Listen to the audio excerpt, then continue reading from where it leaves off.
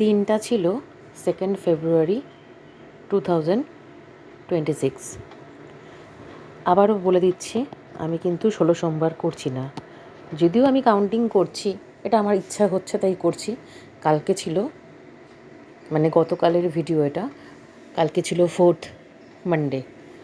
তো যথারীতি প্রত্যেক সোমবারের মতন চলে গিয়েছিলাম আমাদের কমপ্লেক্সের পাশের শ্মশানের শিব মন্দিরে। এতটাই শান্তি লাগে ওখানে গেলে, মানে আমার যেন, মানে আমাদের কমপ্লেক্সের ভেতরে মন্দির আছে, শিব মন্দির বড়, বলেছিলাম তোমাদের আগের ভিডিওতে। সেখানে থেকেও যেন আমার এখানে গিয়ে একটা আলাদা, মানে শান্তি, আলাদা একটা স্বস্তি ফিলিংস হয়, মানে অনুভূতি হয়, জানি না কেন। আর আমি এই বছর থেকেই এটা শুরু করেছি।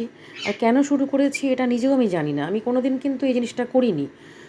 এখন সুযোগ বলতে পারো বাবা তারকনাথই সুযোগটা করে দিয়েছে আমাকে, না হলে আমি এতদিন করিনি কেন? হঠাৎ করে আমি এই বছর থেকে শুরু করে ফেললাম, মন চাইলো কেন?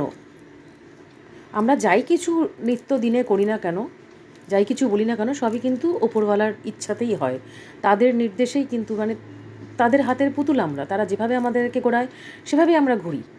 এটা আশা করি সবাই জানো। তো যথারীতি পুজো পার্বণ করে নিয়েছিলাম নিজের সাধ্য মতন। আবার আসছে 15ই ফেব্রুয়ারি, শিবরাত্রির দিন, মহাশিবরাত্রির দিন, সেদিনকেও যাব। সেদিনকে রোববার পড়েছে, মানে পরপর দুদিন যাওয়া হবে, ওটা আমার কাছে আরেকটা বেশি আনন্দের ব্যাপার। পরপর দুদিন আমি শিব মন্দিরে যেতে পারবো।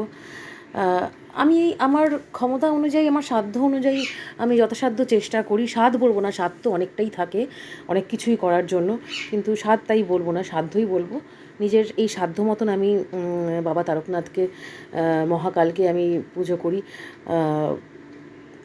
কি জানি, মানে সব ঠাকুরকেই ভালোবাসি, আমি তো নাস্তিক নই, অবশ্যই আস্তিক, কিন্তু বাবা তারকনাথ, বজরংবলী, মা কালী, কিছু কিছু ঠাকুরের প্রতি যেন একটা আলাদা স্পেশাল, সব ঠাকুরই আমার কাছে সমান, কিন্তু কোথায় যেন একটা আলাদা ফিলিংস, আলাদা একটু মানে বেশি ভালোবাসা চলে আসে।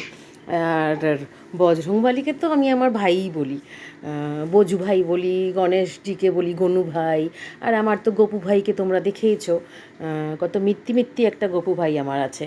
হুম, সর্বে সর্বা ভাই, পৃথিবীর সর্বশ্রেষ্ঠ, সৌরমণ্ডলের সর্বশ্রেষ্ঠ ভাই, মানে আমার ভাই ওইটুকুনি পুচকু একটা ভাই, কিন্তু তার অসীম ক্ষমতা, তার অসীম ক্ষমতার জন্য আমি বেঁচে রয়েছি, সুস্থ আছি, এবং তোমাদের ভালোবাসাতে অবশ্যই আছে। তবে সবটাই তারই কৃপা।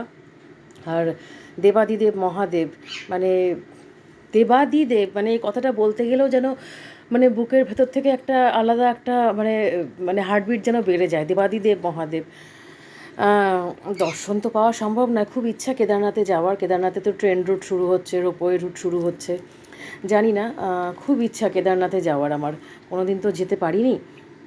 বাবাকে বলি, আর বাবার কাছে একটা স্পেশাল প্রার্থনা আমার রয়েছে, আমার অন্তিম দিন অবধি, মানে অ্যাকচুয়ালি শেষ নিঃশ্বাস অবধি আমার একটা প্রার্থনা রয়েছে ওনার কাছে, মানে একটা ভিক্ষা চেয়ে রেখেছি ওনার কাছে।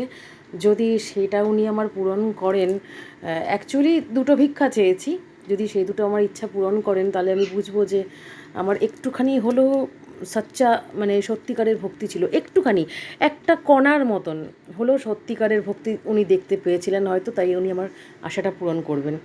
তো আমি তো জানি না যে আমি কতটা ভক্তি করছি। এই হচ্ছে শ্মশান, এটা হচ্ছে কালী মন্দিরটা, এটা হচ্ছে পুরো শ্মশানটা। এই কালী মন্দিরেই আমি প্রত্যেক কালী পুজোতে যাই রাত্রিবেলা পুজো দিতে। তো ওই দুটো ইচ্ছা যেদিন আমার পূরণ হতে পারবে, সেদিনকে আমি মনে করব যে আমার ভক্তিটা সত্যিকারের ছিল। কেননা আমরা দেখাই ভক্তি, কিন্তু সেটা কতটা খাঁটি সেটা একমাত্র ঈশ্বর জানেন। ঠিক আছে, সেটা আমরা একটা একটা ইটের টুকরো নিয়েও ভক্তি করতে পারি, একটা পাথরের টুকরো নিয়েও ভক্তি করতে পারি।